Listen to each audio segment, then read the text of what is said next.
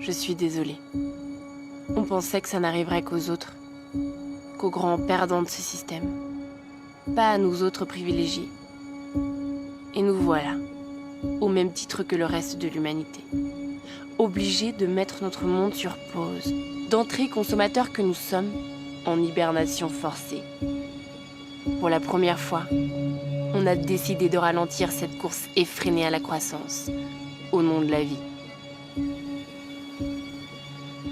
Nous sommes la première génération à vivre les conséquences du réchauffement climatique et la dernière à pouvoir y faire quelque chose. Je suis désolée. Drôle de destin que celui de cette génération Y. Drôle de sentiment que de se battre pour une guerre qu'on n'a pas nous-mêmes déclarée. C'est vrai. Je suis désolée. On n'y est pour rien. On n'était pas là quand ils ont décidé de couper les arbres pour en faire des billets, de sacrifier la moitié des animaux marins en 40 ans pour quelques points de croissance, d'enfermer la nature dans des parcs et de parquer le vivant dans des eaux. On n'était pas là quand ils ont décidé de trouer la couche d'ozone pour sentir bon des dessous de bras, quand ils ont vidé les océans pour y mettre du plastique. On n'était pas là quand ils ont décidé que ça valait le coup de condamner certains à la misère pour nos t-shirts à 1 euro qu'on oublie au fond des placards. Quand ils ont décidé que certains métiers valaient mieux que d'autres, que pour finir les fins de mois, il fallait mieux être designer ou start-upper que paysan, infirmier ou professeur. J'aimerais vous dire que ça va aller, qu'on peut continuer à binge-watcher Casa de Papel, popcorn à la main, pendant que nos décideurs s'occupent de faire tout le sale boulot.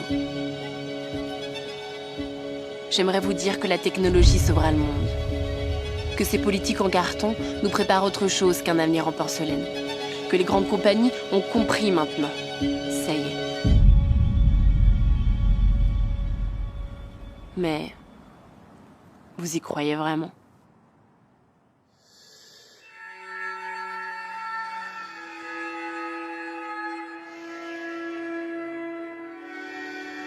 On n'y est pour rien. On n'y est pour rien et pourtant nous devenons complices. C'est notre faute parce qu'on s'est laissé endormir, doucement, à coups de fake news en intraveineuse. On a pris goût à leur confort. On s'est assoupi, bercé avec du progrès dans nos biberons. On a eu la flemme. L'inaction a le goût de pizza Deliveroo. Pendant qu'on produit, qu'on jette et qu'on recommence. Pendant qu'on like, qu'on share et qu'on stalk. Pendant qu'on swipe à droite pour draguer et qu'on swipe up quand on a assez de followers. Il y a les derniers éléphants d'Afrique. Les baleines qui s'étouffent sous le plastique. Il y a les glaciers qui fondent et les forêts qui brûlent. La terre qui se consume à mesure que l'on consomme. Il est temps de débrancher des écrans et de rallumer les cerveaux.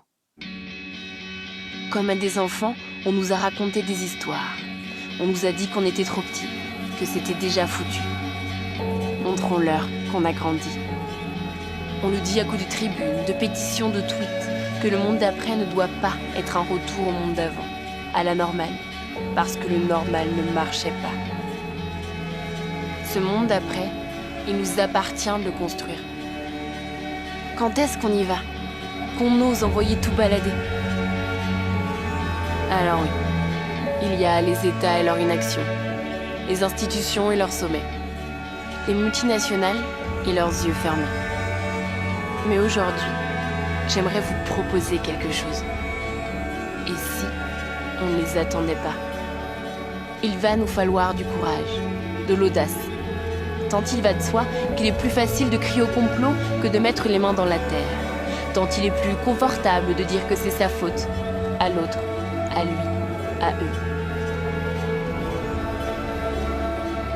Il va falloir qu'on ose se poser la question. De quoi est-ce qu'on sera fier ? En tant que génération, je veux dire. Est-ce qu'on sera fier de la 5G pour télécharger nos pornos en une fraction de seconde ? De nos cartes du monde à gratter et puiser d'avoir fait le Mexique, fait l'Inde, fait le Costa Rica. Est-ce qu'on sera fier du mascara waterproof ou des lunettes de réalité augmentée quand on devient aveugle à celles qu'on a sous les yeux ? Ou est-ce qu'on sera fier d'appartenir à ceux qui ont réussi à dévier l'histoire ? Confinés, en quarantaine dans un système malade, pour la première fois, On a appris que ne rien faire, c'était déjà agir. Alors comprenons que notre flemme canna-bol de céréales est une validation sournoise de ce modèle. Ne rien dire, c'est être d'accord. Ne rien faire, c'est ne pas vouloir que ça change. Voilà un pari bien risqué que de remettre notre sort entre les mains d'une poignée de boomers. It's supposed to be 70 degrees today. It's freezing here. We need some global warming. 핵 단추가 내 사무실 책상 위에 항상 놓여 있다는 것. This is iPhone X. It is the biggest leap forward since the original iPhone. And to do that, the NSA specifically targets the communications of everyone. It ingests them by default. And that was a big mistake. And it was my mistake. And I'm sorry. À vous entendre, on devrait plonger dans la guerre civile, on devrait mettre des millions d'emplois en danger, si vous voulez, parce que l'apocalypse nous guette. Make our planet great again. Ne les laissons pas, par leur ignorance, par leur inaction, par leur nostalgie destructrice d'un monde qui s'éteint, choisir pour nous. Ils ont déconfiné nos corps, il va falloir déconfiner notre flemme.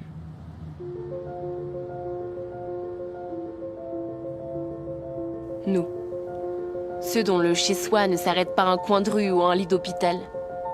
Nous les privilégiés. On a usé les coutures du canapé. On a fait péter les applis pour des abdos en béton. On a lu des bouquins à rendre vides nos tables de nuit. On a appris à faire du pain et à jouer de la guitare avec des tutos YouTube. On s'est fait des apéros pixelisés. On a enfin appelé nos grands-mères. On a laissé tomber les soutifs. On a appris à coudre des masques. Nous avons été des héros en pyjama. Nous avons sauvé des vies en pantoufles. Mais cette fois, il ne va pas s'agir de rester chez nous. Demain, il va nous falloir être encore plus courageux. Une nouvelle histoire nous attend dehors. Et croyez-moi, il va y avoir du boulot.